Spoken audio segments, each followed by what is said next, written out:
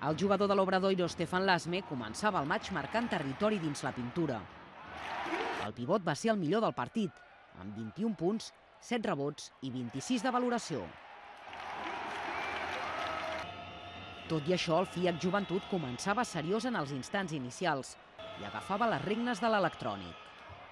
El Blucens Montbus, però, afinava la punteria des de 6,75 i amb un parcial de 8-0 aconseguia empatar a 16 al final del primer quart. El segon període va ser un constant intercanvi de cistelles. La penya donava massa concessions al rival, permetent segones opcions en el rebot i amb 4 accions quasi consecutives de bàsquet més addicional. L'Alé va sumar 12 punts i va valorar 16. I després d'una cistella del Tuqui Bolfoni, s'arribava al descans amb 3 punts de diferència pel conjunt de Moncho Fernández. I a la represa, la penya va desconnectar. El joc interior local seguia castigant el Joventut i ara el perill també arribava des del perímetre.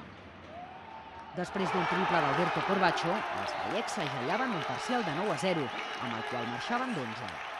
El FIAC Joventut havia perdut el nord i ja no el tornaria a retrobar. En el darrer quart, Basson anotava un triple i la penya es col·locava a 14, però va ser una acció aïllada.